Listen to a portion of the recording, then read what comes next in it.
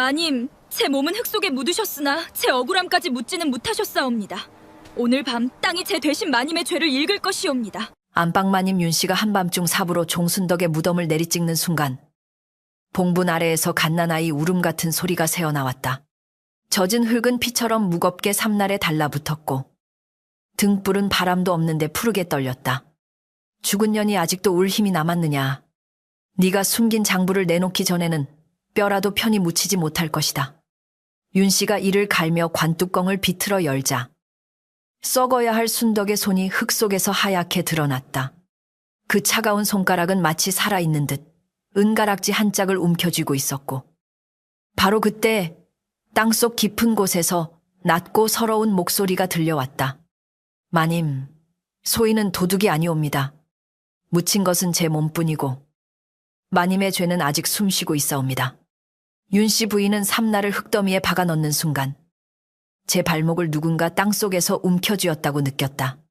축축한 흙이 버선코를 삼키고 풀벌레 소리마저 숨을 죽인 무덤가에서 그녀는 이를 악물었다. 죽은 년이 감히 산 사람, 발목을 붙잡아 네가 숨겨둔 것을 내놓기 전에는 네 뼈마디 하나도 편히 눕지 못할 것이다.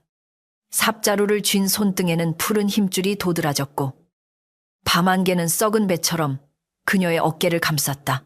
흙은 이상하리만치 물러 있었다. 장맛비가 지난 지 사흘이나 되었건만 무덤 봉부는 방금 눈물에 젖은 듯 질척였다. 윤씨는 시종년 복례에게 등불을 높이 들라 눈을 부라렸고 복례는 떨리는 손으로 기름등을 치켜들며 마님, 이만 돌아가시지요. 죽은 순덕이가 원통하여 길을 막는 듯 하옵니다 하고 속삭였다. 윤씨는 돌아보지도 않고 원통한 것은 내 집안이다. 도둑년 하나 때문에 내 이름이 입에 오르내리니 오늘 밤 그 입을 다시 묻어야겠다 하였다. 삼날이 세 번째로 깊이 들어갔을 때 흙 속에서 젖은 머리카락 같은 것이 딸려 올라왔다. 복례는 숨이 턱 막혀 등불을 떨어뜨릴 뻔했고 윤씨는 그것을 손끝으로 집어 올렸다. 검고 긴 머리칼은 아직 살아있는 사람의 것처럼 손가락에 착 감겼다. 그 순간 흙 밑에서 아주 낮은 숨소리가 흘러나왔다. 마님, 바람소리라 하기엔 너무 또렷했고 짐승 울음이라 하기엔 너무 서러웠다. 윤씨는 입술을 깨물며 헛것이다.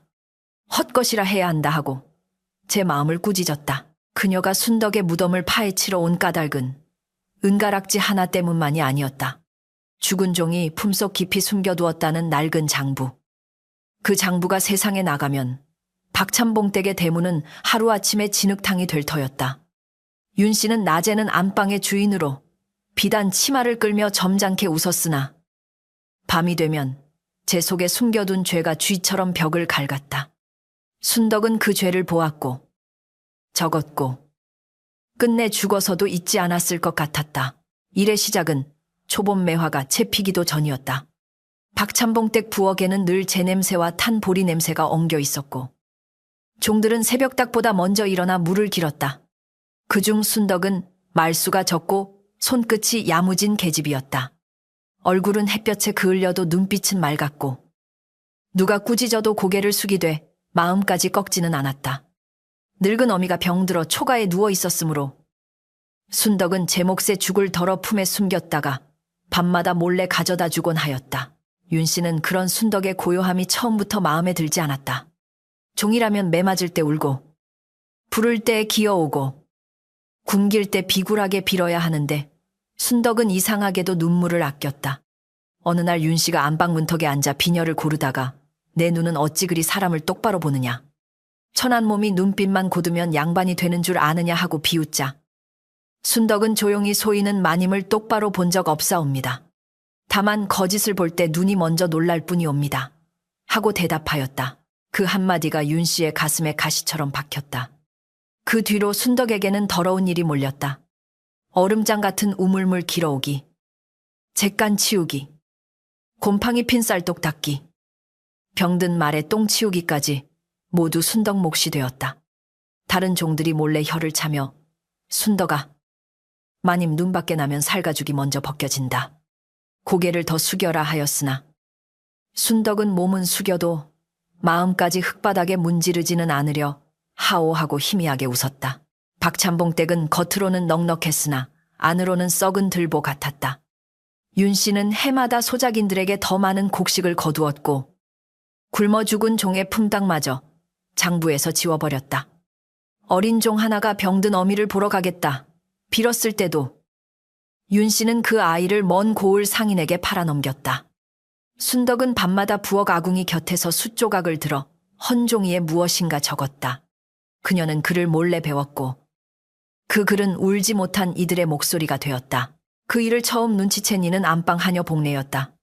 복례는 순덕이 헌 옷더미 속에 종이를 감추는 것을 보고 겁에 질려 그런 것을 왜 적느냐. 글자는 칼보다 무섭다. 들키면 네 목이 먼저 날아간다 하고 말렸다. 순덕은 손가락에 묻은 검댕을 닦으며 누군가는 적어야 하오. 말은 맞으면 흩어지고 눈물은 마르면 사라지나. 글은 흙에 묻혀도 언젠가 다시 젖어 올라온다 하였소 하고 대답했다. 복례는 그 말이 무서워 며칠 밤 잠을 이루지 못했다. 그러나 비밀은 오래가지 못했다. 어느 저녁 윤 씨의 은가락지 한 쌍이 안방함에서 사라졌다. 사실 그 가락지는 윤 씨가 스스로 감추어 둔 것이었다.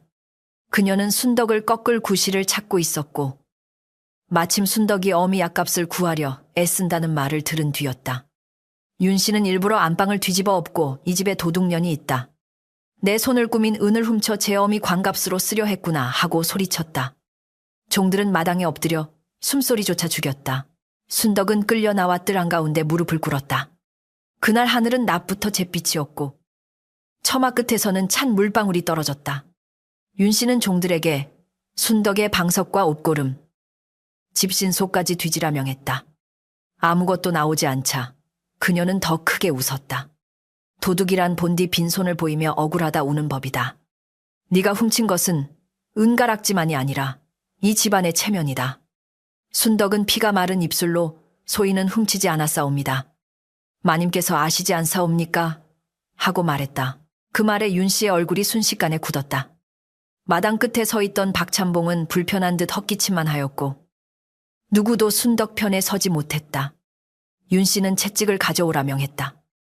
물에 적신 가죽채가 순덕의 등 위로 떨어질 때마다 젖은 장작 터지는 소리가 났다. 순덕은 처음 몇 번은 이를 악물었으나 살이 찢어지고 흙과 피가 섞이자 마침내 낮은 신음을 흘렸다. 그래도 그녀는 훔치지 않았사옵니다라는 말만 되풀이하였다. 해가 지고도 매질은 끝나지 않았다. 윤 씨는 순덕이 숨겨두었다는 장부의 냄새를 맡고 있었다. 그녀는 순덕의 머리채를 잡아 올리며 네가 무엇을 적었느냐? 어느 놈에게 보이려 했느냐? 감히 내 집안일을 글로 남겨 하고 속삭였다. 순덕은 피에 젖은 눈꺼풀을 힘겹게 뜨고 마님, 땅도 귀가 있사옵니다. 사람의 입을 막으셔도 흙 밑에서는 다 들리옵니다. 하고 말했다. 그 소리가 너무 작아 가까운 이들만 들었으나 그 말은 마당 전체를 얼어붙게 했다. 윤 씨는 그날 밤 순덕을 헛간에 가두었다. 물 한 모금 주지 말라 했고 복례가 몰래 다가가려 하자 뺨을 때렸다. 헛간 안에서는 밤새 희미한 기침과 짧은 숨이 새어나왔다. 새벽녘 복례가 문틈으로 보았을 때 순덕은 벽에 기대 앉아 있었다. 손가락은 흙바닥에 무엇인가를 쓰다 멈춘 듯 굳어 있었고 입가에는 검붉은 피가 말라붙어 있었다. 복례가 순덕아 하고 부르자 순덕은 눈동자만 살짝 움직이고는 더는 대답하지 않았다. 순덕의 어미는 딸의 시신 앞에서 울 기력조차 없었다. 늙은 여인은 마당 바깥 흙길에 엎드려 내 딸이 도둑이면 하늘 아래 착한 사람은 한 명도 없사옵니다. 마님, 한 번만 살펴주십시오. 내 딸 손은 훔치는 손이 아니라 굶은 어미 입에 죽을 떠넣던 손이옵니다. 하고 애원했다. 윤 씨는 안방 문틈으로 그 모습을 보다가 냉랭히 말했다.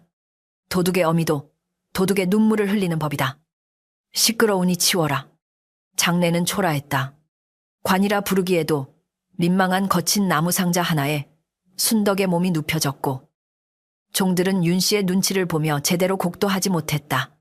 복례는 순덕의 손에 작은 헝겊 조각을 쥐어주었다. 그 안에는 순덕이 남긴 숫글씨 몇 줄이 있었다. 장부의 나머지는 끝내 찾지 못했다. 누가 보았는지, 어디에 숨겼는지 아무도 몰랐다. 다만 순덕의 손가락 사이에 묻은 흙이 너무 단단히 굳어 있어 마치 땅을 붙든 채 죽은 사람 같았다. 무덤은 박찬봉 집 뒤편 야산 끝에 급히 만들어졌다. 봉부는 낮고 비뚤었으며 표시도 없는 돌 하나만 놓였다. 윤 씨는 며칠 동안 집안을 뒤졌으나 장부도 은가락지도 찾지 못했다. 그런데 어느 날 밤 안방 문살 밖에서 젖은 흙냄새가 스며들었다. 잠결에 눈을 뜬 윤 씨는 누군가 장롱 뒤에서 손톱으로 나무를 긁는 소리를 들었다. 마님, 아주 낮은 목소리였다. 윤 씨는 벌떡 일어나 촛불을 켰으나 장롱 밑에는 진흙 묻은 작은 손자국 하나만 남아 있었다. 그때부터 윤 씨는 순덕의 무덤을 의심했다. 죽은 년이 장부를 품고 들어간 것이 틀림없다고 여겼다.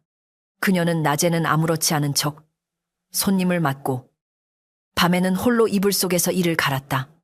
죽은 몸이 무엇을 지키겠느냐. 뼈를 뒤져서라도 빼앗아 오면 그만이다. 마침내 근윤이 가까운 밤. 그녀는 복례 하나만 데리고 삽과 등불을 들었다. 산길의 솔잎은 젖은 비늘처럼 발밑에서 미끄러졌고 올빼미 울음은 사람 웃음처럼 길게 끊겼다. 그리하여 다시 무덤 가였다. 윤 씨는 순덕의 관위까지 흙을 파내려갔다.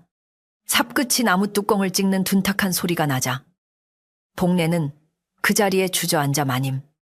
관을 열면 안 되옵니다. 죽은 이의 억울함은 밤눈보다 밝다 하였사옵니다. 하고 울먹였다. 윤 씨는 숨을 거칠게 몰아쉬며 억울하면 살아있을 때 말했어야지. 죽은 뒤에 무슨 힘이 있겠느냐 하고 관뚜껑 틈에 삼나를 밀어 넣었다. 낡은 나무가 신음하듯 갈라졌다. 관이 열리는 순간 흙냄새와 썩은 풀냄새 사이로 이상하게도 따뜻한 밤냄새가 피어올랐다. 윤 씨는 그 냄새에 잠깐 멈칫했다. 순덕의 시신은 있어야 할 만큼 썩지 않았다. 얼굴은 창백했으나 입술에는 아직 하지 못한 말이 남은 듯 굳어 있었고 두 손은 가슴 위가 아니라 관 바닥을 움켜쥐고 있었다. 그 손가락 아래에서 작은 헝겊 보따리가 보였다. 윤 씨는 눈을 번뜩이며 그것을 낚아채려 했으나 순덕의 손이 갑자기 조금 더 세게 오므라든 듯했다. 윤 씨는 비명을 삼키며 손을 뿌리쳤다. 죽은 손이 움직일 리 없다. 복례야. 보았느냐. 복례는 얼굴을 가린 채 소인은 아무것도 보지 않았사옵니다. 보았어도 말하지 않겠사옵니다. 하고 울었다. 윤 씨는 이를 악물고 순덕의 손가락을 하나씩 폈다. 차가운 손가락이 꺾일 때마다 마른 나무까지 부러지는 소리가 났다.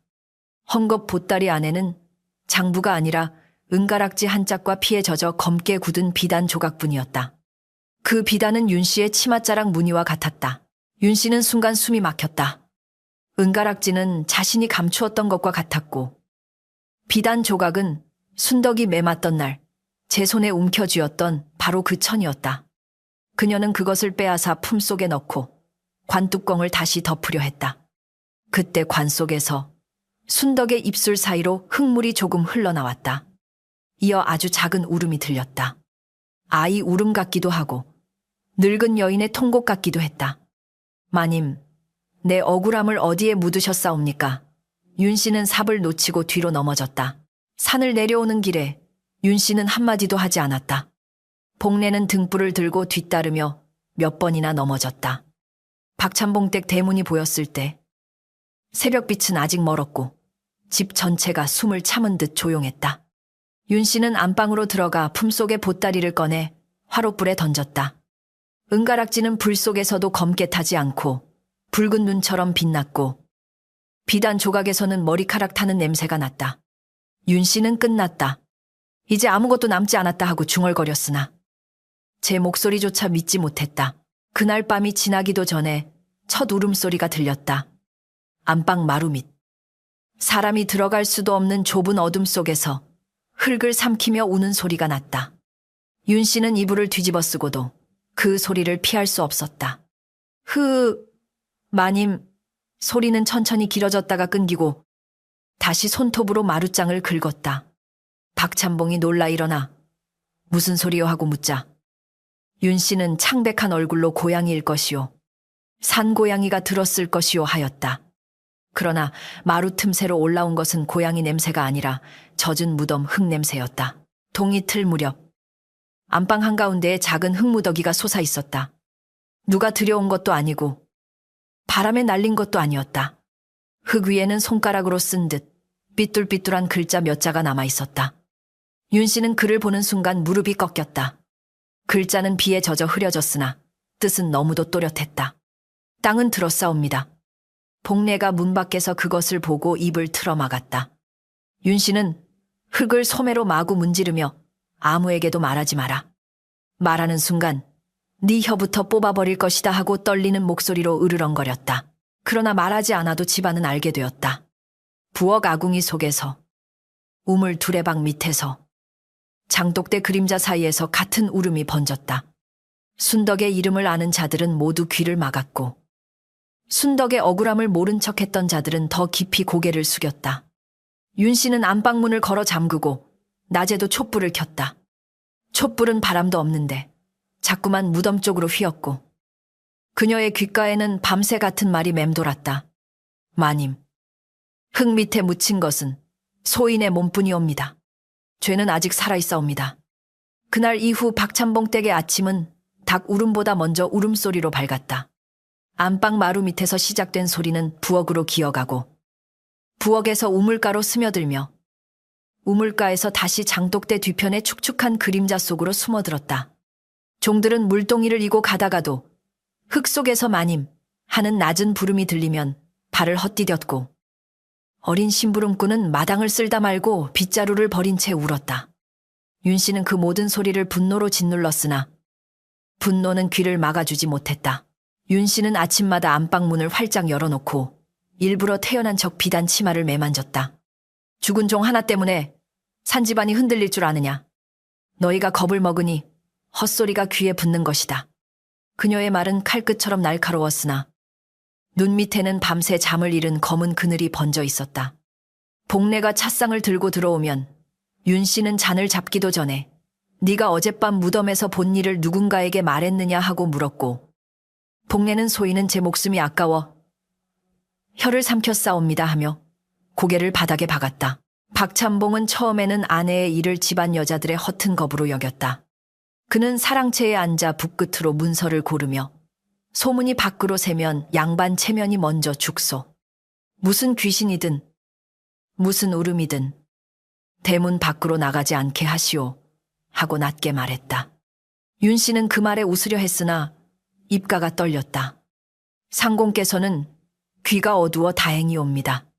밤마다 마루 밑에서 제 이름을 부르는 소리를 듣지 못하시니 말이옵니다. 박찬봉은 그제야 붓을 멈추었으나 끝내 아내의 눈을 마주보지 않았다. 집안 종들 사이에는 말이 돌았다. 순덕이 죽기 전 헛간 바닥에 손가락으로 남긴 글자가 있었다는 말. 그 글자를 새벽에 윤 씨가 물로 씻어냈다는 말. 무덤을 파헤친 밤 복례의 치맛단에 사람 손톱만 한 흙이 피처럼 달라붙었다는 말이었다. 늙은 마부 칠성은 마구간 뒤에서 담배를 말아 피우며 원통하게 죽은 이는 쉽게 떠나지 못한다. 더구나 제 무덤까지 뒤집혔으니 저승길도 끊겼을 게다 하고 중얼거렸다. 그 말이 들리자 복례는 손에 들고 있던 바가지를 떨어뜨렸다. 윤 씨는 소문을 끊기 위해 종들을 불러 마당에 세웠다. 그녀는 햇빛 아래에서도 싸늘한 얼굴로 이 집에 귀신을 부르는 혀가 있다면 그 혀는 내 손으로 잘라 개밥으로 던질 것이다. 순덕은 도둑으로 죽었다. 도둑에게 원한이 있다면 그것은 훔치다 들킨 원한뿐이다 하고 말했다. 그러나 그 순간 장독대 뒤에서 누군가 흐느끼는 소리가 들렸다. 모두가 동시에 그쪽을 보았다. 윤 씨는 시선을 피하지 않으려 애썼으나 장독 항아리 하나가 스스로 금이 가며 검은 물을 흘리는 것을 보고 얼굴빛이 흙처럼 식었다. 그날 저녁 첫 번째 도망자가 나왔다. 부엌대기 만월은 밤밥을 짓다가 아궁이 속에서 순덕의 손이 불길을 헤치고 나오는 것을 보았다고 했다. 그녀는 눈썹이 반쯤 그을린 채 대문 밖으로 뛰쳐나가며 불 속에서도 젖은 손이었소. 죽은 순덕이가 밥 한 술 달라 하였소 하고 외쳤다. 윤 씨는 사람을 시켜 만월을 붙잡아 오라 했으나 박찬봉은 체면이 두려워 말렸다. 도망간 종을 붙잡아 오려다 소문이 더 커지면 어찌하오. 잠시 두시오. 윤 씨는 그 말에도 더 화가 났다. 밤이 깊을수록 울음은 영악해졌다.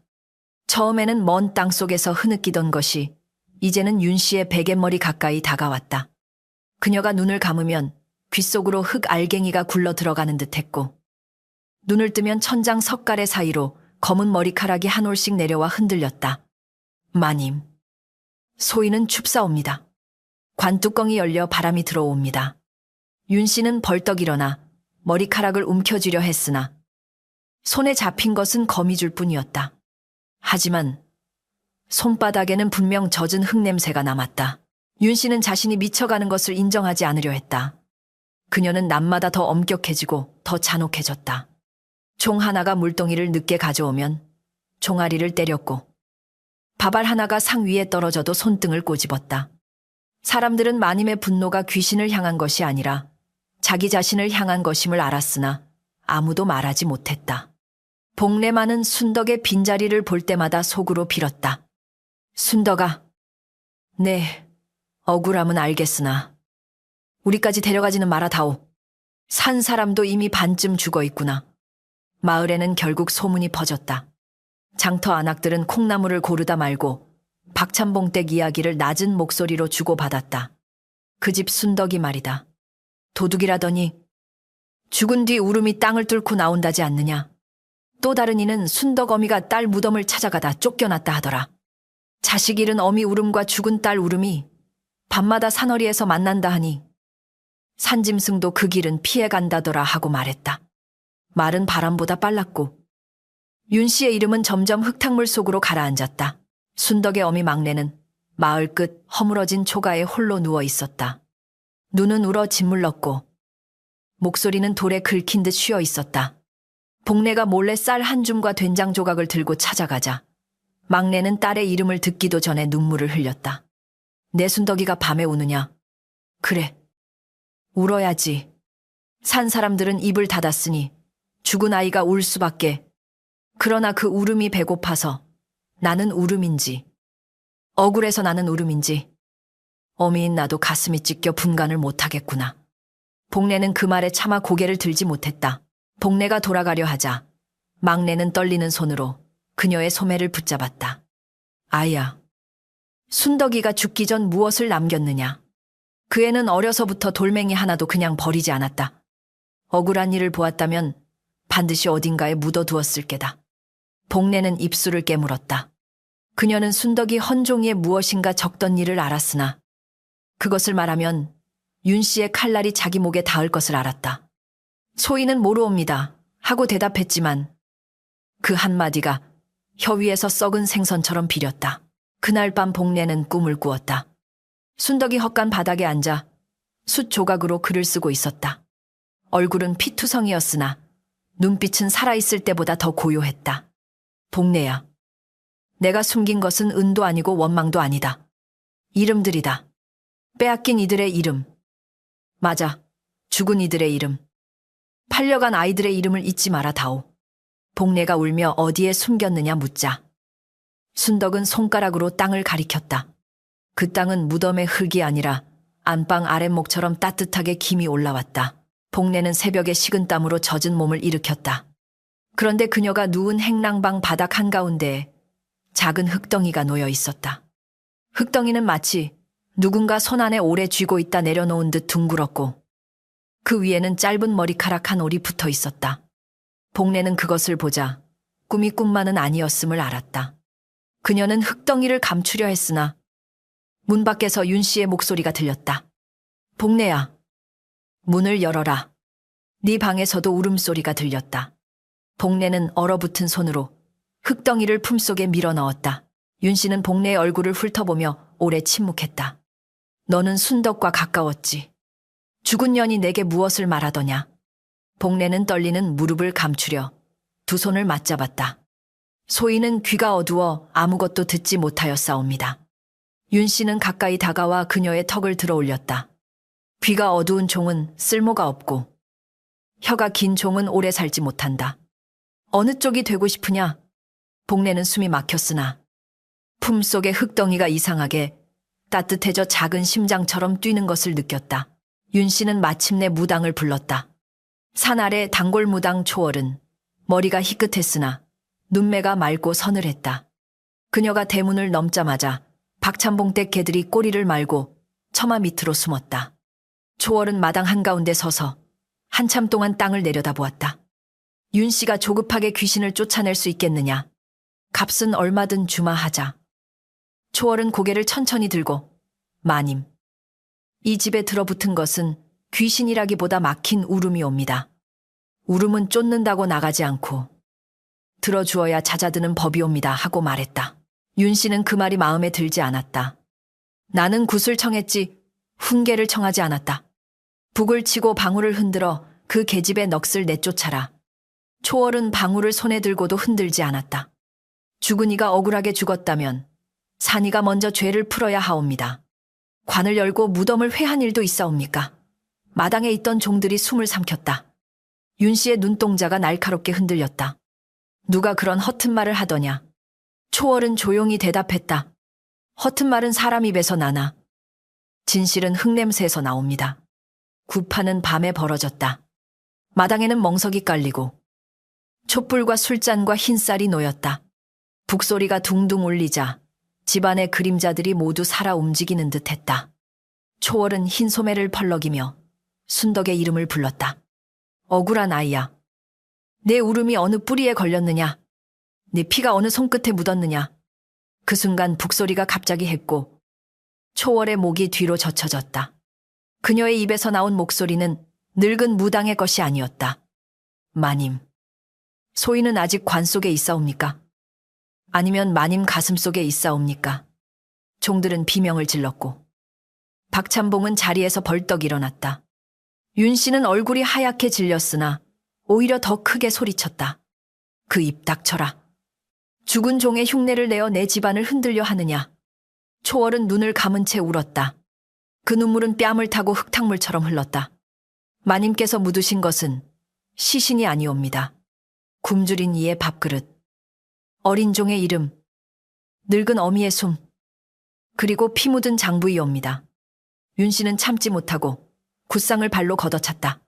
쌀알이 흩어지며 마당 위에 하얀 벌레처럼 튀었다. 초월은 굿이 깨진 뒤에도 물러서지 않았다. 그녀는 윤 씨를 똑바로 보며 말했다. 마님, 오늘 밤을 넘기면 울음은 말이 될 것이고 말은 증인이 될 것이옵니다. 그 전에 순덕의 어미에게 사죄하고 무덤을 다시 닫고 빼앗은 것을 돌려주십시오. 윤 씨는 차갑게 웃었다. 내가 천한 종의 어미에게 머리를 숙이라. 차라리 저 울음소리를 평생 듣고 말겠다. 초월은 그 말을 듣고 깊은 한숨을 내쉬었다. 사람이 귀신을 두려워하지 않는 것은 용기가 아니옵니다. 제 죄를 사람보다 못하게 여기는 교만이옵니다. 윤 씨는 무당을 대문 밖으로 내쫓았다. 초월이 떠난 뒤 집안은 더 조용해졌으나 그 조용함은 평안이 아니라 폭풍전, 우물 속 침묵 같았다. 박찬봉은 아내에게 낮은 목소리로 말했다. 당신이 정말 순덕의 무덤을 건드렸소. 윤 씨는 대답 대신 눈을 치켜떴다. 상공께서 이제 와서 제게 허물을 묻겠사옵니까? 이 집에 곡식과 은전이 어디서 났는지 모르셨습니까? 모른 척한 죄도 죄라면 상공께서도 저와 한 방에 앉아 계신 셈이옵니다. 박찬봉은 그 말에 입을 다물었다. 그날 밤 박찬봉은 처음으로 울음소리를 들었다. 사랑채 문 밖에서 비 맞은 아이가 흐느끼듯 나리 하고 부르는 소리였다. 그는 벌떡 일어나 문을 열었으나 마당에는 아무도 없었다. 다만 젖은 발자국이 사랑채에서 안방 쪽으로 이어져 있었다. 발자국은 작고 맨발이었다. 박찬봉은 등골이 서늘해져 안방으로 달려갔다. 윤 씨는 방 한가운데 앉아 귀를 틀어막고 있었다. 그녀 앞에 흰 벽에는 누군가 젖은 흙손으로 글자를 쓰고 있었다. 한 획, 또 한 획. 보이지 않는 손이 천천히 움직였다. 글자는 완성되자마자 방 안에 촛불을 푸르게 물들였다. 장부를 내놓으시오. 윤 씨는 벽을 향해 잿더리를 던졌고 젖은 흙글자는 무너져 내렸으나 바닥에 떨어진 흙은 다시 꿈틀거리며 같은 모양을 만들었다. 박찬봉은 숨을 잃은 사람처럼 서 있다가 겨우 말했다. 장부라니, 대체 무엇이오? 윤 씨는 고개를 쨍 돌렸다. 그녀의 눈에는 두려움보다 더 깊은 증오가 고여 있었다. 죽은 년이 끝내 나를 물고 늘어지는구나. 그렇다면 산 사람의 손으로 다시 한번 그 입을 막아야지. 새벽이 오기 전 윤 씨는 복례를 불렀다. 그녀의 머리는 흐트러져 있었고 눈빛은 이미 잠든 사람의 것이 아니었다. 순덕이 무엇을 숨겼는지 네가 안다. 내 방에서 흙이 나온 것도 안다. 말하라. 그 장부가 어디 있느냐? 복례는 온몸이 얼어붙었다. 품속의 흙덩이는 밤새 식지 않았고 마치 누군가 안에서 두드리는 듯 희미하게 떨렸다. 그녀는 윤 씨 앞에 엎드려 소인은 모릅니다. 다만 순덕이는 죽어서도 거짓말을 하지 않을 아이였사옵니다. 하고 말했다. 그 말이 끝나자마자 안방 마루장이 아래에서부터 3번 울렸다. 윤 씨는 그 소리에 미친 듯 웃었다. 그래. 모두가 나를 죄인으로 만들려 하는구나. 죽은 종, 산종, 무당, 심지어 내 집 마루장까지. 그녀는 복례의 머리채를 움켜쥐었다. 오늘 해가 뜨면 순덕의 어미를 끌고 오너라. 그 늙은 것이 울음을 멈추게 하지 못하면 딸 곁에 눕게 해주겠다. 복례는 공포에 질려 윤 씨의 손에서 빠져나왔으나 마음속 깊은 곳에서 무언가가 갈라지는 소리를 들었다. 이제 침묵은 살아남는 길이 아니라 또 다른 죽음을 부르는 길이었다. 동틀 무렵 박찬봉댁 뒤산에서 까마귀 떼가 일제히 날아올랐다. 순덕의 무덤 위에는 누가 올려두었는지 모를 따뜻한 밥 한 그릇이 놓여 있었다. 밥에서는 김이 피어올랐고 그 곁에 흙 위에는 작은 손가락 자국이 남아 있었다.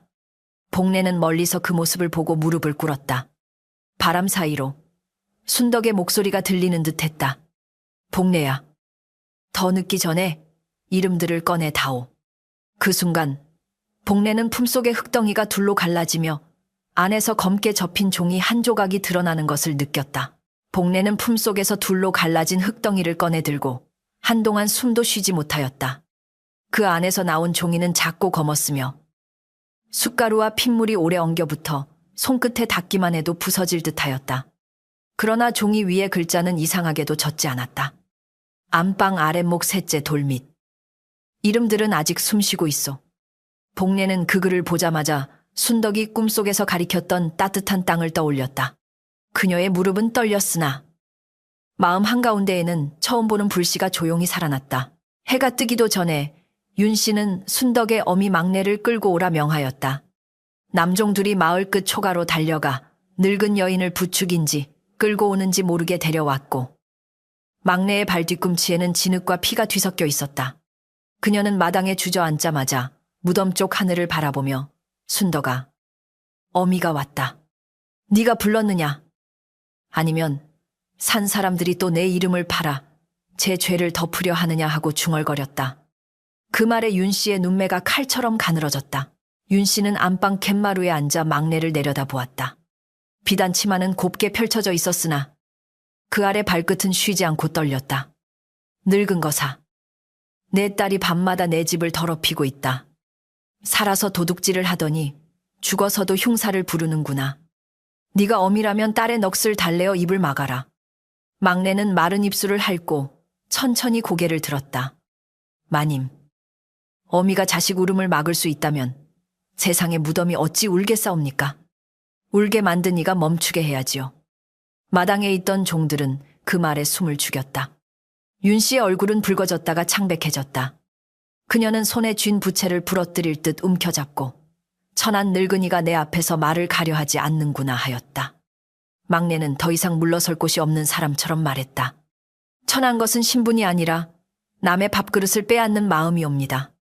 내 딸은 가난했으나 남의 것을 훔치지 않았고 마님은 비단을 입었으나 남의 숨까지 빼앗으셨사옵니다.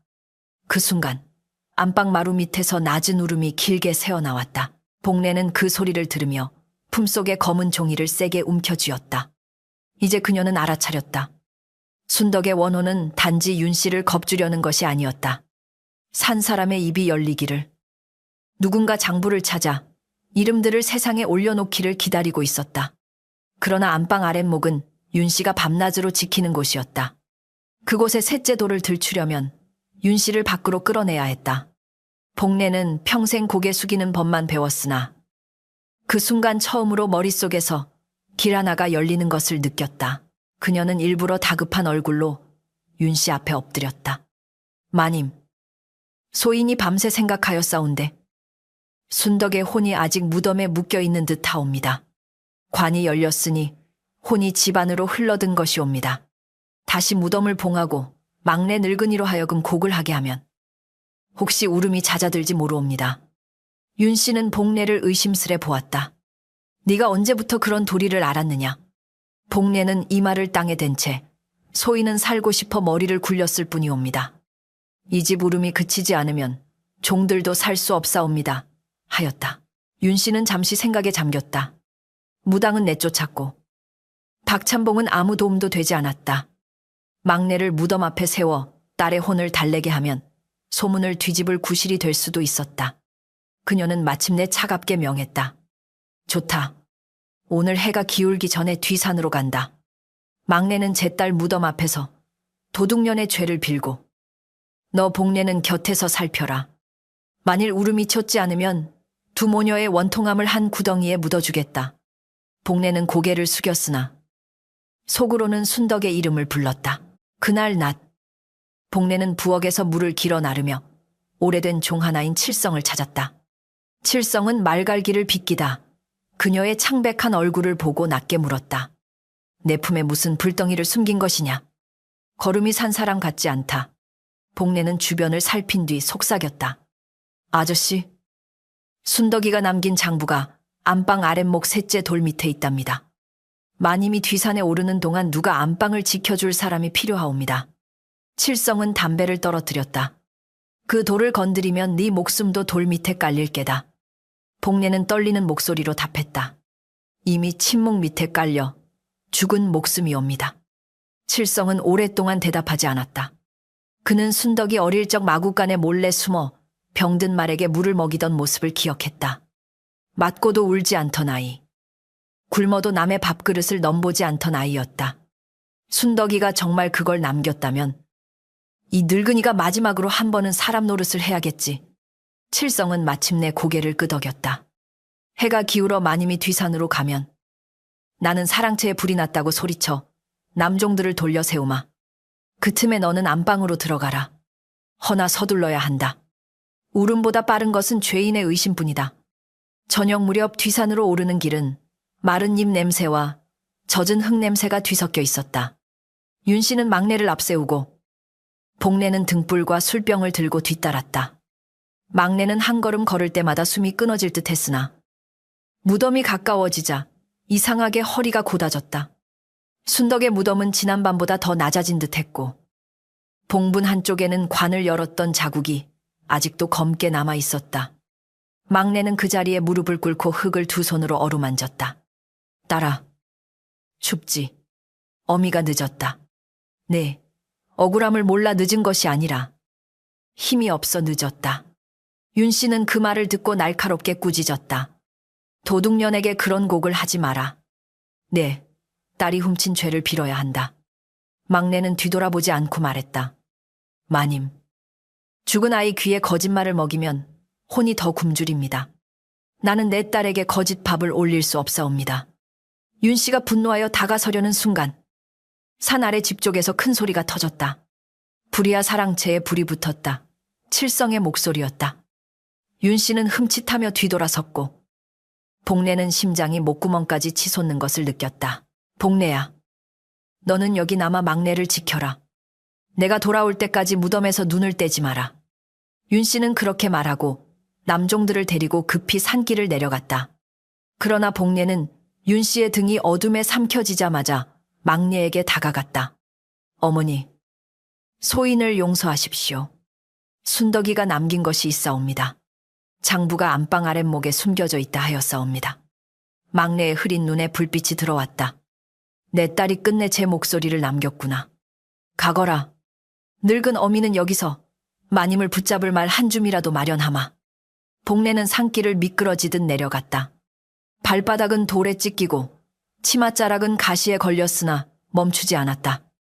박찬봉 댁에 이르자 사랑채 앞에는 연기 대신 물동이와 소란만 가득했다. 칠성이 일부러 젖은 짚을 태워 연기만 피운 것이었다. 사람들은 우왕좌왕했고 박찬봉은 겁에 질려 불씨를 찾아라 대문을 닫아라 하고 외쳤다. 복례는 그 혼란을 틈타 안방 뒤편 작은 문으로 스며들었다. 방 안은 비어 있었으나 촛불 하나가 혼자 푸르게 타고 있었다. 안방 아랫목은 온기가 남아 있었다. 복례는 셋째 돌을 찾기 위해 손바닥으로 바닥을 더듬었다. 첫째 돌은 매끈했고 둘째 돌은 차가웠으며 셋째 돌에 손이 닿자 그녀는 작은 울림을 느꼈다. 마치 땅 밑에서 누군가 손가락으로 두드리는 듯했다. 복례는 부엌에서 숨겨온 쇠꼬챙이를 틈에 밀어넣었다. 돌은 쉽게 들리지 않았다. 손톱이 깨지고 피가 배어 나왔으나 그녀는 이를 악물었다. 순덕아, 이번에는 내가 늦지 않으마. 이번에는 내 말을 흙 속에 두지 않으마. 돌이 마침내 들리자 그 아래에서 묵은 종이 냄새와 곰팡이 냄새가 올라왔다. 작은 기름종이 보따리가 흙 속에 묻혀 있었다. 복례가 그것을 꺼내 펼치자 안에는 여러 장의 헌 종이가 겹겹이 접혀 있었다. 숯글씨는 굵고 서툴렀으나 한자 한자가 모처럼 박혀 있었다. 소작인에게서 빼앗은 곡식의 양, 품삯을 받지 못하고 죽은 종들의 이름, 팔려간 어린아이의 나이와 생김새, 그리고 순덕을 도둑으로 몰던 날 윤 씨가 직접 은가락지를 감춘 정황까지 적혀 있었다. 복례는 글을 읽으며 숨이 막혀 바닥에 주저앉았다. 그때 문 밖에서 발소리가 들렸다. 복례는 장부를 품속에 넣고 돌을 덮으려 했으나 문이 먼저 열렸다. 박찬봉이 창백한 얼굴로 서 있었다.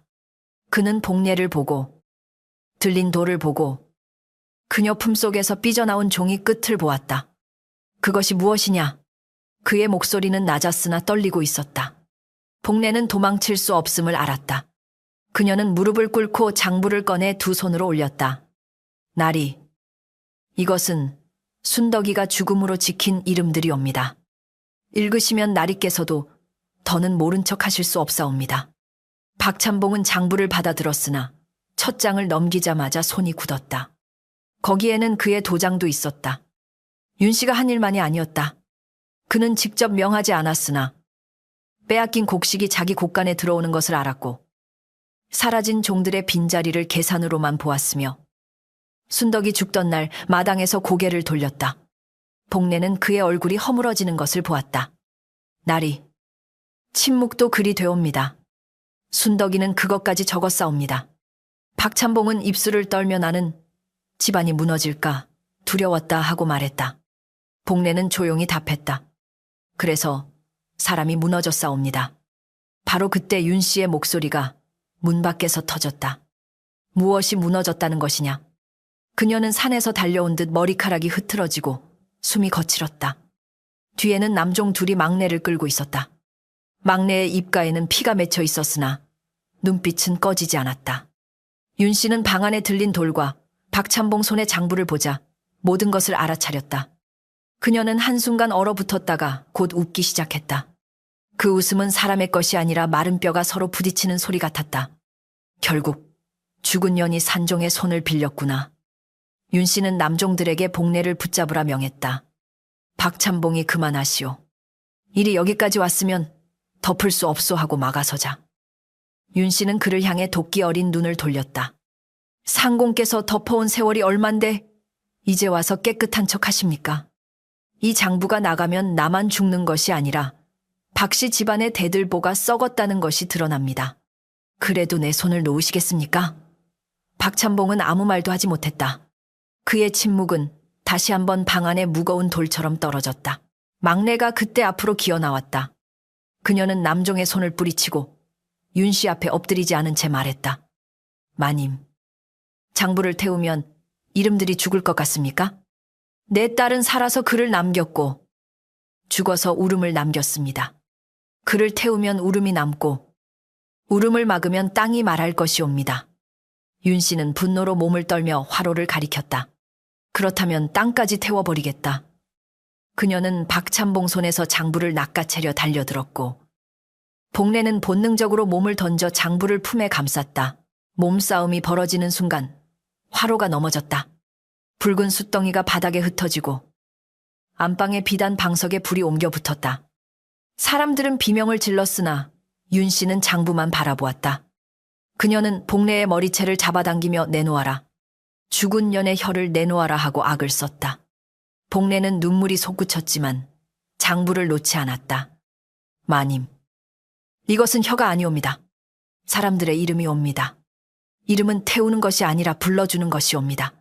그때 바닥 밑에서 세차게 울음소리가 터졌다. 울음은 더 이상 흐느낌이 아니었다. 방바닥 전체가 북처럼 울리고 아랫목의 돌들이 하나씩 들썩였다. 젖은 흙물이 틈새로 솟구쳐 불길을 덮었다.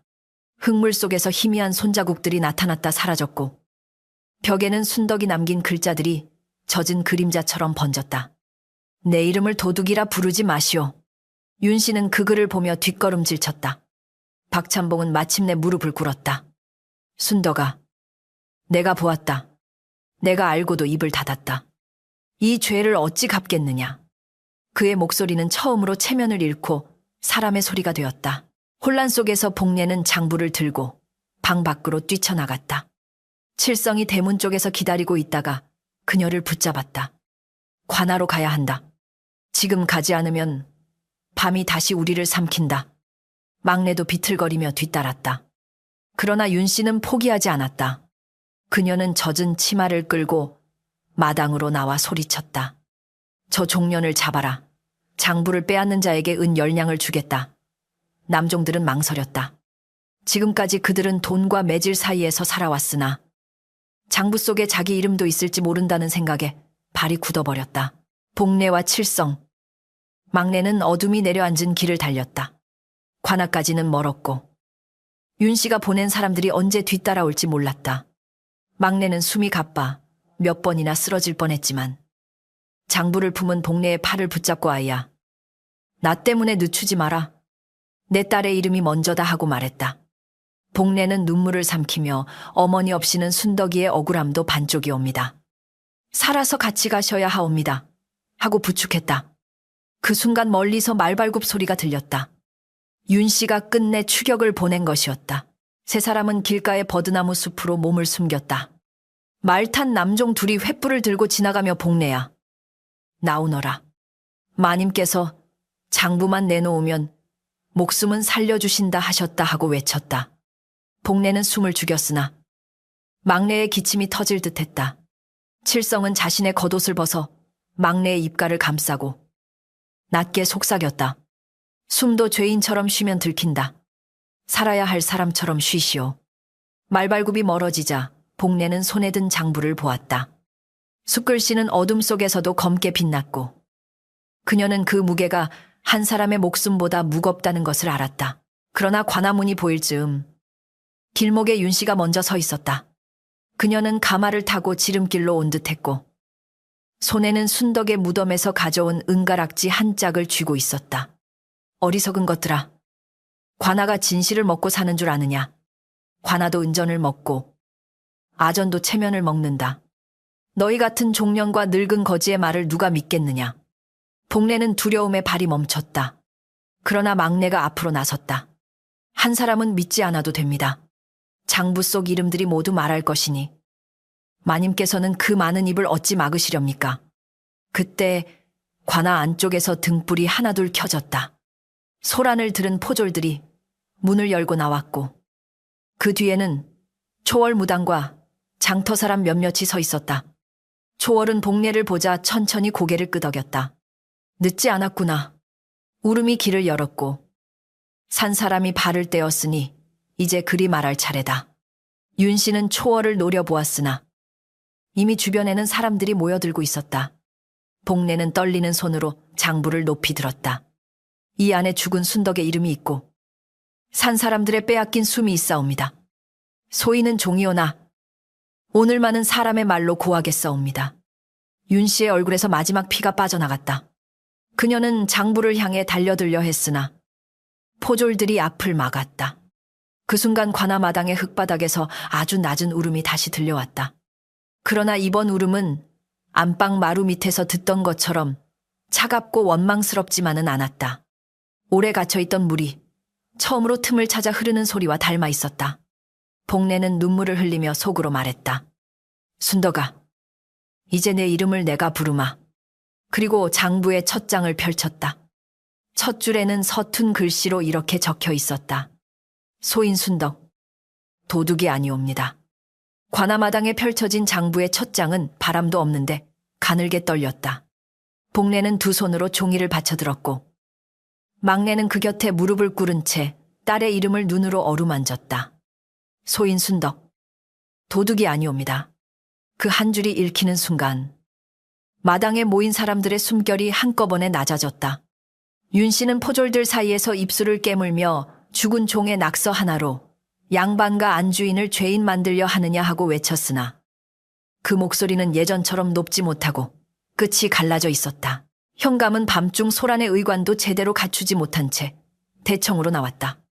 그는 처음엔 귀찮은 표정으로 종년 하나의 죽음을 가지고 어찌 관아 문을 이리 두드리느냐 하였으나 장부에 박힌 박찬봉, 댁도장과 빼앗긴 곡식의 수량, 사라진 종들의 이름을 보자 눈빛이 바뀌었다. 아전 하나가 등불을 가까이 대자 숫글씨가 더욱 또렷해졌다. 글자는 서툴렀지만 거짓을 꾸민 손에서는 나올 수 없는 떨림과 무게가 있었다. 현감은 낮게 명했다. 모두 물러서지 말라. 오늘 밤 이 자리에서 첫 문초를 열겠다. 윤 씨는 그 말에 한 걸음 앞으로 나서려 했으나 포졸의 창끝이 그녀를 막았다. 그녀는 이를 악물고 현감을 향해 절하였다. 사또, 저 장부는 천한 종들이 제 주인을 해치려 꾸민 흉계이옵니다. 순덕은 본디 손버릇이 나빠 집안 물건에 손을 댔고 그 죄를 견디지 못해 스스로 죽은 것이옵니다. 복례는 그 말을 듣자 가슴속에서 뜨거운 것이 치밀었다. 예전 같으면 고개를 숙이고 침묵했을 것이다. 그러나 지금 그녀의 품에는 순덕의 글이 있었다. 사또, 순덕이는 맞아 죽었사옵니다. 그날 마당에 있던 이들이 보았사옵니다. 현감은 마당의 사람들을 둘러보았다. 그날 본 자가 있느냐? 처음에는 아무도 움직이지 않았다. 종들은 평생 눈을 낮추는 법으로 목숨을 보전해왔고 양반 앞에서 진실을 말하는 일은 칼날을 입에 무는 것과 같았다. 그때 막내가 떨리는 손으로 땅을 짚고 일어섰다.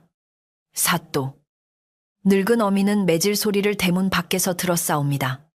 내 딸이 도둑이 아니라고 울부짖는 소리도 들었사옵니다. 그러나 대문이 닫혀 있어 들어가지 못했사옵니다. 그 대문이 내 딸의 관뚜껑보다 더 무거웠사옵니다. 막내의 말에 장터 하나가 조심스레 앞으로 나왔다. 그녀는 순덕이 몰래 약초값을 갚으러 왔던 의원집 며느리였다. 사또, 순덕이는 어미 약값 때문에 늘 고생했으나 남의 것을 훔칠 아이가 아니었사옵니다. 제죽 한 숟갈도 나누던 아이였사옵니다. 이어 늙은 마부칠성이 머리를 조아렸다.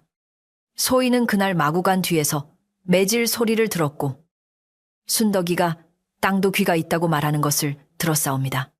그 뒤 헛간에 갇힌 아이에게 물 한 모금도 주지 말라는 명이 있었사옵니다. 윤 씨는 칠성을 향해 독사 같은 눈을 쏘았다. 박찬봉은 관아 문가에 서 있었다. 그는 뒤늦게 따라왔으나 아직 대청으로 들어오지 못하고 어둠과 등불 사이에 반쯤 숨은 얼굴로 서 있었다. 현감이 그를 알아보고 박찬봉, 그대 집안일이라 하니 앞으로 나오라 하자 그는 비틀거리며 마당 가운데 섰다. 윤 씨가 그를 향해 눈짓했으나 박찬봉의 눈은 장부 첫 장에 못 박혀 있었다. 그대는 이 일을 알고 있었는가? 현감의 물음에 박찬봉은 한동안 대답하지 못했다. 그의 침묵 위로 밤공기가 무겁게 내려앉았다. 마침내 박찬봉은 입을 열었다. 사또, 소인은 순덕이가 도둑이 아님을 알았다고는 못하겠사오나 도둑이라 단정할 증거가 없다는 것은 알았사옵니다. 매질이 지나쳤다는 것도 알았사옵니다. 윤 씨가 상공하고 날카롭게 불렀으나 그는 눈을 감았다. 그리고 그 아이가 헛간에 갇힌 밤 물을 주지 말라는 말도 들었사옵니다. 소인은 집안 체면을 핑계로 그 말을 막지 않았사옵니다. 그 고백이 끝나자 막내는 소리 없이 주저앉았다. 어미의 눈물은 더 이상 울음이 아니라 뼛속에서 빠져나오는 피처럼 보였다. 윤 씨는 박찬봉에게 달려들듯 몸을 기울였다. 상공께서 나를 팔아 제 목숨만 구하려 하십니까? 이 집 곳간에 쌓인 곡식으로 글 읽고 손님 맞고 체면 세운 분이 누구이옵니까? 이제 와서 모든 죄를 제 치마폭에만 묻히려 하십니까? 현감은 포졸에게 그녀를 물러서게 하며 조용히 하라. 이 장부에 적힌 곡식과 품삯의 일도 따로 살필 것이다 하고 말했다. 그 말에 윤 씨의 눈동자가 미친 듯 흔들렸다.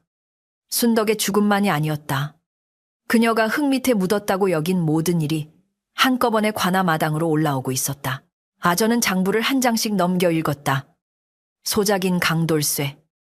흉년이라 곡식 3섬을 줄여달라 빌었으나 윤 씨 부인이 외려 5섬을 거두어 아이 둘이 굶었다. 종근분. 병든 몸으로 일하다 쓰러졌으나 품객은 장부에서 지워졌다. 어린 종봉이 어미를 찾다 울었다는 이유로 먼 고을 상인에게 팔렸다. 이름 하나가 읽힐 때마다 사람들 사이에서 낮은 신음이 흘렀다. 누군가는 그 이름의 얼굴을 알았고 누군가는 그 아이의 울음소리를 들은 적이 있었다. 장부는 종이가 아니라 닫힌 잎들이었다. 윤 씨는 더 이상 가만히 듣지 못했다. 그 글을 누가 썼는지 어찌 믿느냐? 순덕이 배운 글도 남의 흉내일 뿐이다. 천한 것이 양반가 일을 어찌 제대로 알겠느냐? 그때 복례가 앞으로 나와 장부, 마지막 장을 펼쳤다. 거기에는 은가락지와 비단 조각, 이야기가 적혀 있었다. 은가락지는 마님께서 스스로 안방함 뒤 깊숙이 감추셨다. 소인은 복례가 그날 함을 닦는 것을 보았고 마님 손끝에 은빛가루가 묻은 것도 보았다. 복례는 몸을 떨며 말했다. 사또, 그 은가락지 한 짝은 지금 윤 씨 부인 손에 있사옵니다. 모두의 시선이 윤 씨의 손으로 향했다. 그녀는 무의식 중에 움켜쥐고 있던 손을 치맛자락 뒤로 숨겼다. 포졸이 다가가자 그녀는 버티며 소리쳤다.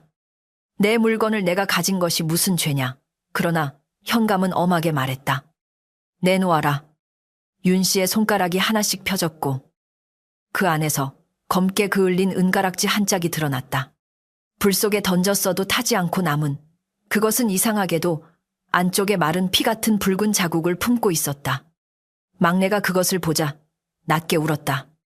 그것이 내 딸 목숨값이라 하셨습니까? 그 순간 관아마당 한가운데 흙이 젖기 시작했다. 비도 오지 않았고 물동이도 없었으나 마른 흙바닥에서 검은 물이 천천히 배어나왔다. 사람들은 뒤로 물러섰고 등불은 푸르게 흔들렸다. 젖은 흙 위에 작은 손자국이 하나 찍혔다. 이어 또 하나. 또 하나가 장부가 놓인 대청 앞까지 이어졌다. 윤 씨는 그 손자국을 보고 비틀거렸다. 그만해라. 그만.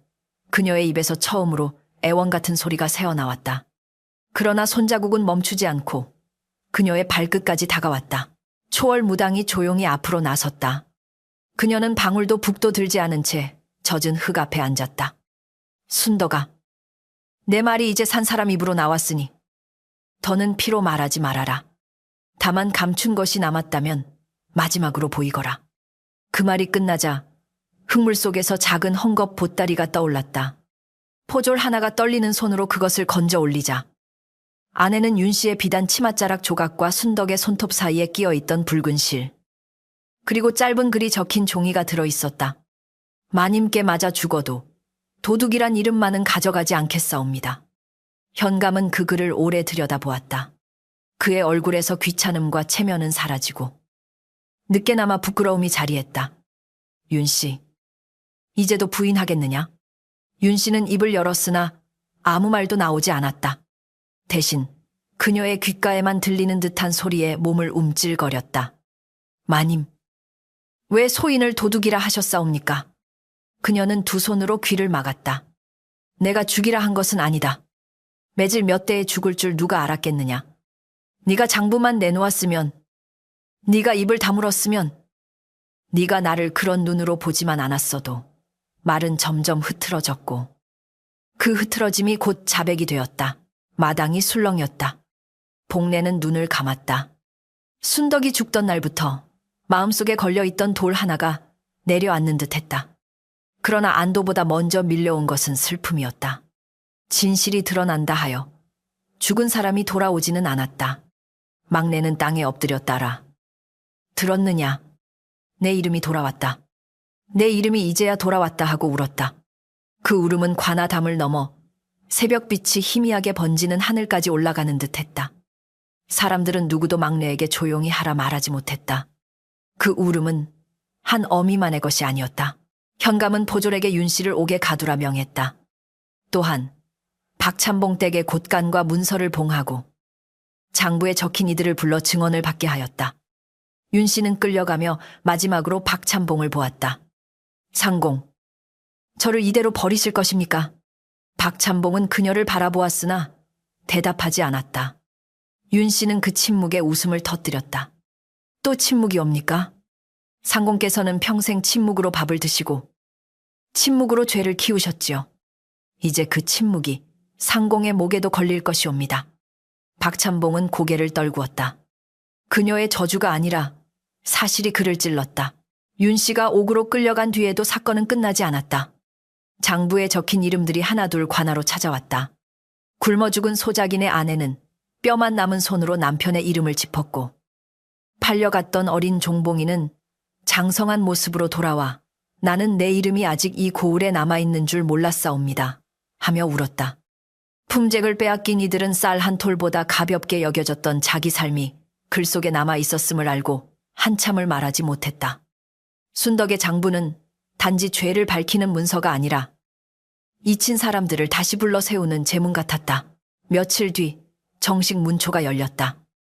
윤 씨는 처음에는 모든 죄를 부인했으나 증인들이 차례로 서고 박찬봉의 도장이 찍힌 문서가 발견되자 말문이 막혔다. 현감은 은가락지를 증거로 내보이며 네가 도둑 누명을 씌운 물건을 끝내 네 손에 쥐고 있었으니 이는 하늘이 아니라 내 욕심이 너를 고발한 것이다 하고 꾸짖었다. 윤 씨는 창백한 얼굴로 웃었다. 욕심이 없다면 집안을 어찌 지키겠습니까? 사람들은 모두 빼앗으며 삽니다. 다만 나는 들켰을 뿐이옵니다. 그 말에 마당의 공기가 차갑게 굳었다. 현감은 엄한 목소리로 판결하였다. 순덕을 도둑으로 몰아 사망에 이르게 한 죄. 억울한 시신의 무덤을 훼손한 죄. 품색과 곡식을 빼앗고 어린 종을 팔아넘긴 죄를 물어 윤 씨는 재산을 몰수당하고 먼 고을로 유배되기 전까지 옥에 갇히게 되었다. 박찬봉 또한 방조와 착복의 죄를 면치 못해 관직길이 끊기고 재산의 절반을 빼앗긴 이들에게 돌리게 되었다. 현감은 마지막으로 죽은 자의 억울함을 산 자가 외면하면 관아도 흙보다 못하다 하고 말했으나 그 말에는 자기 자신을 향한 부끄러움도 묻어 있었다. 판결이 내려지는 순간 관아 마당 위로 바람이 지나갔다. 그 바람에는 젖은 흙냄새와 함께 아주 희미한 밥냄새가 섞여 있었다. 막내는 그것을 맡고 눈을 감았다. 순덕아, 이제 배고프지 않느냐? 복내는 막내의 어깨를 감싸며 울었다. 초월은 멀찍이 서서 하늘을 보았다. 새벽달은 얇고 차가웠으나 그 아래 관아마당은 이상하게 조금 밝아 보였다. 사람들은 아무도 큰 소리로 말하지 않았다. 진실이 드러난 뒤의 침묵은 예전의 침묵과 달랐다. 그것은 죄를 덮는 침묵이 아니라 죽은 이를 위해 잠시 머리를 숙이는 침묵이었다. 그러나 윤 씨의 밤은 이제부터 시작이었다. 옥에 갇힌 첫날, 그녀는 차가운 집더미 위에 앉아 이를 갈았다. 나는 무너지지 않는다. 종련 하나의 울음에 내가 무너질 리 없다. 하지만 밤이 깊자 옥바닥 흙이 조금씩 젖었다. 벽 틈에서 물방울이 떨어지는 소리가 났고 그 소리는 곧 낮은 울음으로 변했다. 마님, 내 무덤은 다시 덮였사옵니까? 윤 씨는 귀를 막았으나 소리는 손바닥 안쪽에서 들렸다.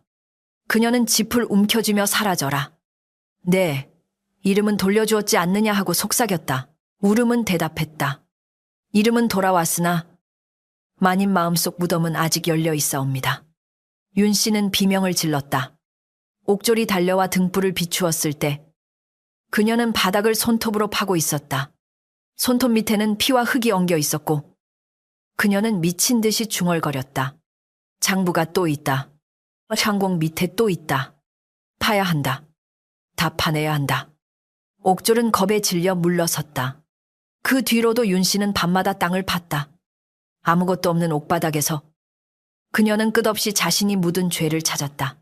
며칠 후 순덕의 무덤은 다시 열리지 않도록 정성껏 다듬어졌다. 이번에는 막내가 직접 흙을 고르고 복내가 흰 천을 덮고 칠성이 산에서 고른 반듯한 돌을 세웠다. 돌에는 큰 글자가 새겨지지 않았다. 다만 막내가 손끝으로 흙을 쓰다듬으며 말했다. 글자를 몰라도 괜찮다. 이제는 사람들이 내 이름을 입으로 부를 것이니. 복례는 무덤 앞에 따뜻한 밥 한 그릇과 물 한 사발을 올렸다. 밥김이 바람에 흩어질 때 풀숲 어디선가 낮은 숨소리가 들렸으나 그것은 원망이 아니라 긴 한숨에 가까웠다. 그 밤 박찬봉댁 안방에서는 더 이상 마루 및 울음이 들리지 않았다. 대신 빈 곳간과 봉해진 문서, 떠난 종들의 발자국만이 남았다. 박찬봉은 사랑채에 홀로 앉아 장부의 사본을 바라보았다. 그는 자기 이름이 직접 적히지 않은 줄들까지도 모두 자기 죄임을 깨달았다. 나는 때리지 않았다고 생각했다. 훔치지 않았다고 생각했다.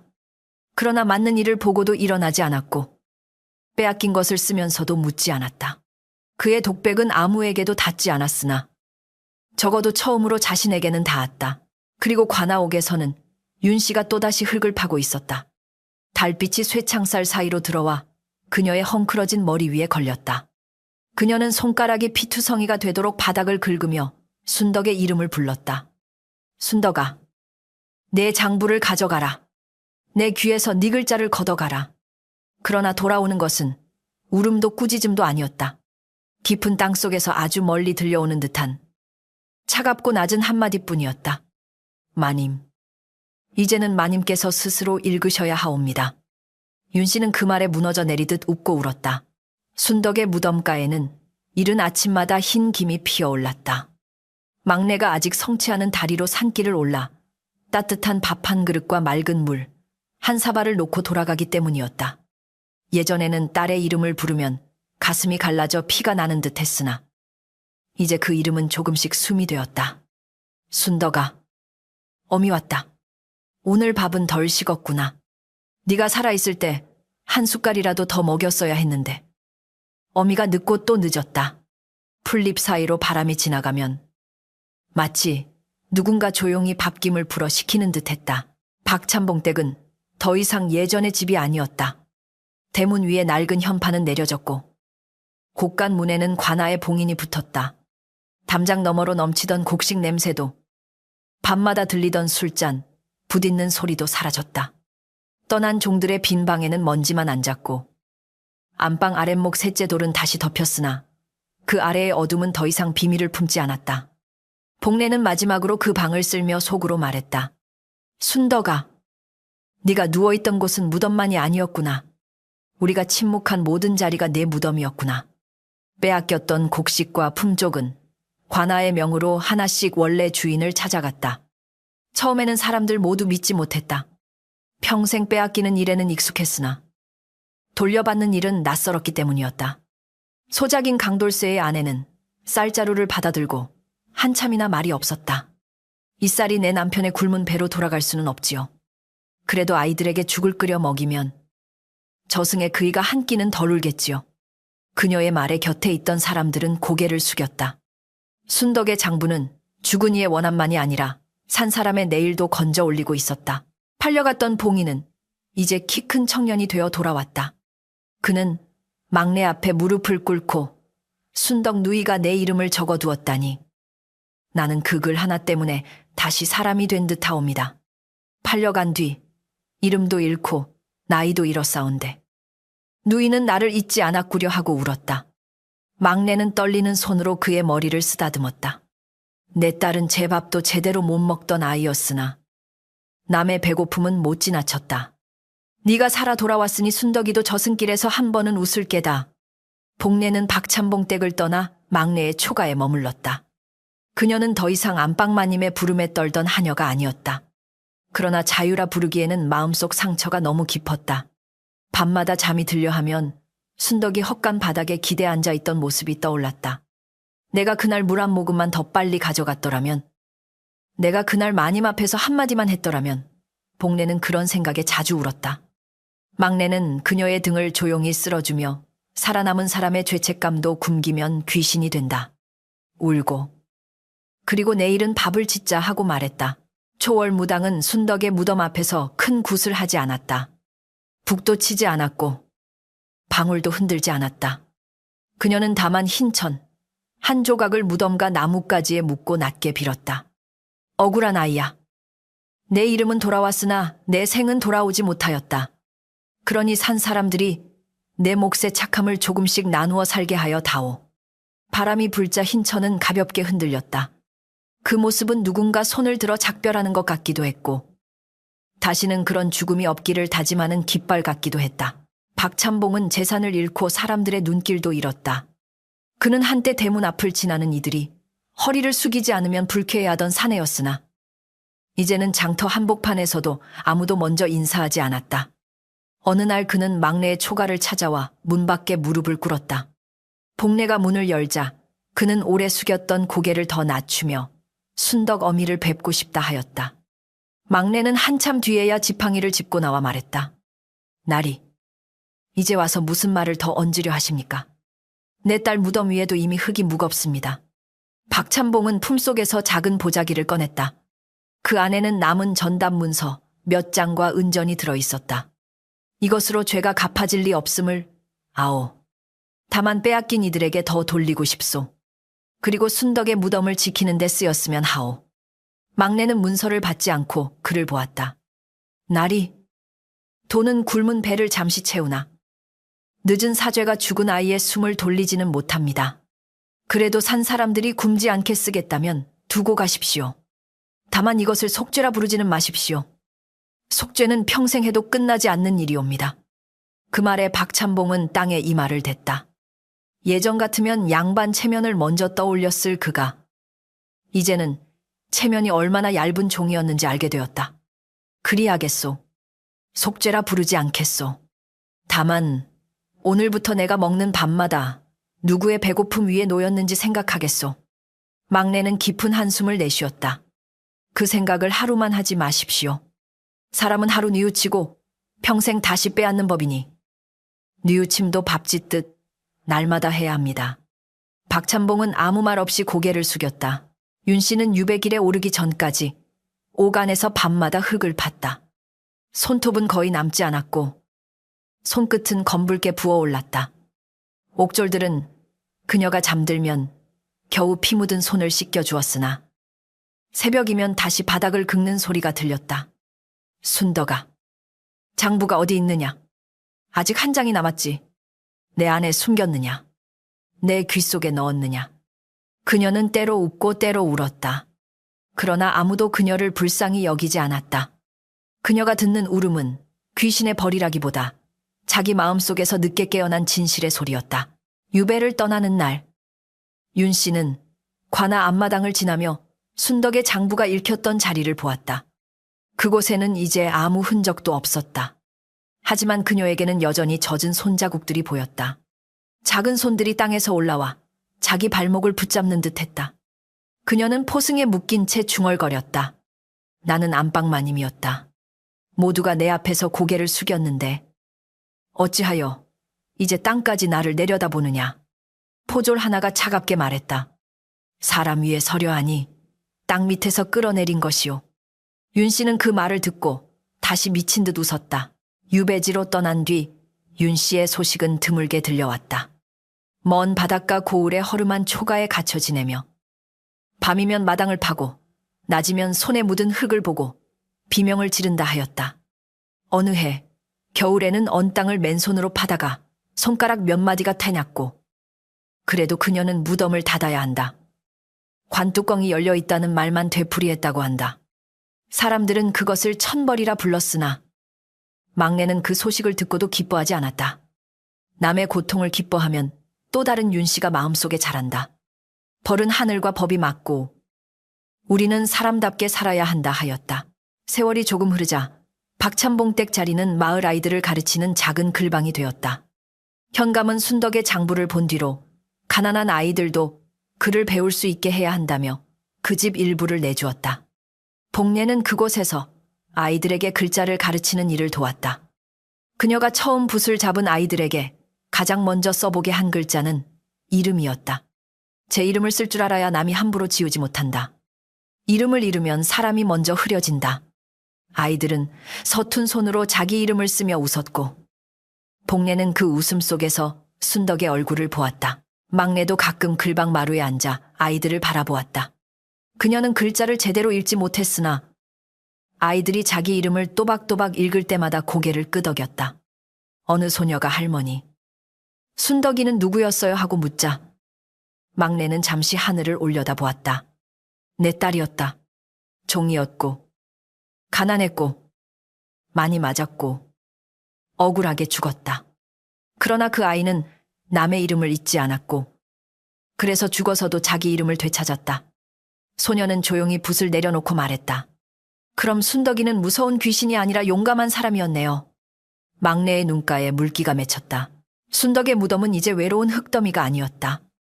봄이면 진달래가 피었고, 여름이면 풀벌레가 울었으며, 가을이면 아이들이 산책길에 들러 작은 들꽃을 놓고 갔다. 겨울 눈이 내리는 날에도 막내는 빠지지 않고 찾아왔다. 다만 예전처럼 절망에 무너지지 않았다. 그녀는 무덤 앞에서 세상 이야기를 해주었다. 오늘 봉이가 장에 나가 장사를 시작했다더라. 복내는 아이들에게 글을 가르치느라 목이 쉬었다. 내 장부에 있던 금분이 아들은 이제 배불리 먹는다더라. 그런 말을 할 때마다 무덤과 바람은 조금 따뜻해졌다. 어느 비 오는 밤. 복내는 글방에서 늦게까지 등불을 지키고 있었다. 아이들이 쓴 이름 종이를 정리하던 중 창밖에서 아주 희미한 울음이 들리는 듯했다. 그녀는 순간 몸이 굳었으나 곧 그것이 처마 끝 빗소리임을 알았다. 그래도 마음이 이상하여 순덕의 무덤 쪽을 바라보았다. 그때 어둠 속에서 흰 치마자락 같은 것이 잠시 흔들렸다. 복내는 두려워하지 않았다. 그녀는 문을 열고 빗속으로 낮게 말했다. 순덕아, 아직 여기 있느냐? 돌아온 것은 울음이 아니라 젖은 나뭇잎을 스치는 부드러운 바람이었다. 그 바람 속에서 복내는 순덕의 목소리를 들은 듯했다. 복내야, 이제 나는 땅속에서 울지 않는다. 다만 잊히지 않으려 꽃잎을 흔들 뿐이다. 복내는 눈물을 닦았다. 내 이름은 아이들이 배울 것이다. 네가 적은 이름들도 함께 배울 것이다. 그녀는 다시 방으로 들어와 아이들의 종이 가운데 빈 종이 하나를 꺼냈다. 그리고 떨리는 손으로 순덕의 이름을 크게 썼다. 글자는 예쁘지 않았으나 정직했다. 그 옆에 복내는 작은 글씨로 덧붙였다. 도둑이 아니었던 사람. 남의 이름을 지킨 사람. 막내는 그해 늦가을 조용히 세상을 떠났다. 숨을 거두기 전 그녀는 복내의 손을 잡고 순덕의 무덤 곁에 묻어달라 부탁했다. 내 딸이 혼자 오래 누웠으니 이제 어미가 곁에 있어 주마. 장래는 가난했으나 외롭지 않았다. 봉이와 칠성, 강돌쇠의 아내와 글방 아이들까지 모두 와서 흙을 덮었다. 복내는 막내의 무덤 앞에 밥 한 그릇을 올리고 말했다. 어머니, 이제 따님과 함께 드십시오. 그날 저녁 무덤가에서는 두 사람의 울음 대신 누군가 낮게 웃는 듯한 바람 소리가 들렸다. 그 뒤로 마을 사람들은 억울한 일을 보면 땅도 귀가 있다는 말을 쉽게 하지 못했다. 그 말은 겁주는 속담이 아니라 순덕이 피로 남긴 유언이 되었기 때문이다. 누군가 약한 이의 말을 비웃으면 어른들은 조용히 타일렀다. 그 입 조심하여라. 사람의 억울함은 흙에 묻어도 썩지 않는다. 누군가 품심을 떼먹으려 하면 장부 이야기가 나왔다. 순덕의 글을 잊었느냐. 그렇게 순덕은 무덤 속에만 머물지 않고 마을의 양심 속에서 오래 살아 움직였다. 복내는 나이가 들어도 글방을 떠나지 않았다. 그녀의 머리에도 흰실이 섞였지만 아이들 앞에서는 늘 단정히 앉아 붓을 갈았다. 어느 날 한 아이가 물었다. 선생님, 왜 나쁜 사람은 벌을 받기 전까지 자기 죄를 모를까요? 복내는 한참 생각하다가 대답했다. 모르는 것이 아니라 듣지 않는 것이다. 남의 울음이 작을 때 들었으면 벌까지 가지 않아도 되었을 것이다. 사람이 귀를 닫으면 결국 땅이 대신 말한다. 그러니 너희는 작은 울음일 때 들어야 한다. 아이들은 그 말을 오래 가슴에 담았다. 밤이 깊으면 복내는 가끔 순덕의 장부 사본을 꺼내보았다. 종이는 닳았고 글자는 조금 흐려졌지만 이름들은 아직 살아있었다. 그녀는 손끝으로 한 줄씩 짚으며 조용히 불렀다. 순덕, 금분, 봉이, 강돌쇠, 이름 없는 아이들, 품씹을 잃은 사람들. 이름을 부르는 일은 죽은 이를 다시 살리는 일 같았다. 복례는 그때마다 깨달았다. 사람은 한 번 죽지만 억울함은 제대로 불러주기 전까지 여러 번 죽는다. 그리고 진실은 늦게 오더라도 누군가 끝까지 품고 있으면 마침내 길을 찾는다. 순덕의 무덤가의 마지막으로 큰 달이 오른 밤. 복례는 따뜻한 밥 한 그릇을 내려놓고 오래 앉아 있었다. 풀잎에 맺힌 이슬이 달빛을 받아 작은 은가락지처럼 빛났다. 그러나 그 빛은 더 이상 탐욕의 물건처럼 차갑지 않았다. 복례는 하늘을 보며 말했다. 순덕아, 내 울음이 우리를 살렸다. 미안하고 고맙다. 그때 무덤가 흙 위로 바람이 살며시 지나가며 밥김을 흩었다. 어디선가 낮은 목소리가 들리는 듯했다. 이제는 울지 마라. 산 사람은 살아서 바르게 걸어야 하니. 복례는 고개를 숙이고 오래 울었으나 그 울음은 더 이상 두려움의 울음이 아니었다.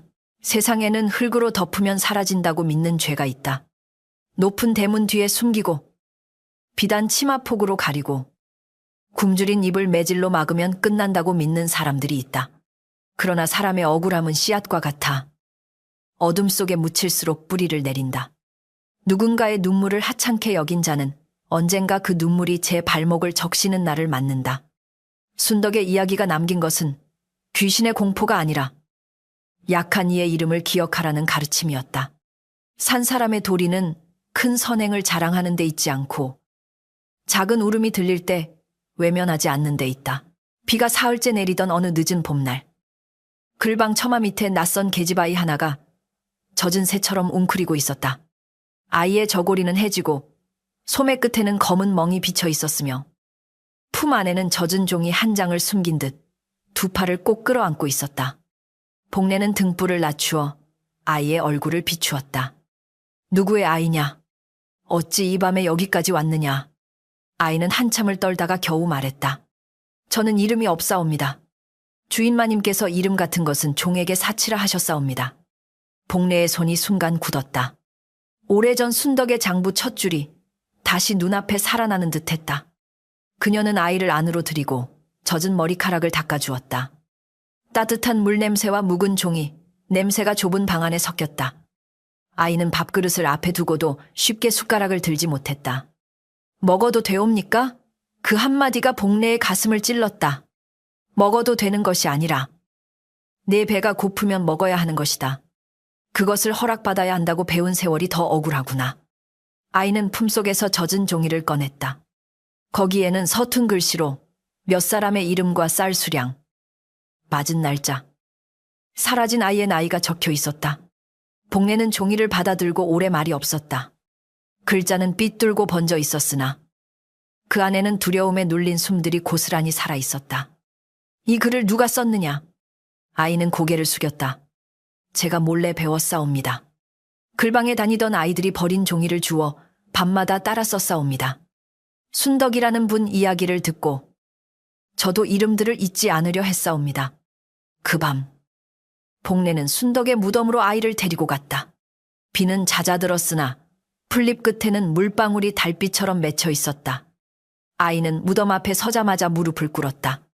저는 그분을 뵌 적 없사오나 그분 덕에 글을 쓰게 되었사옵니다.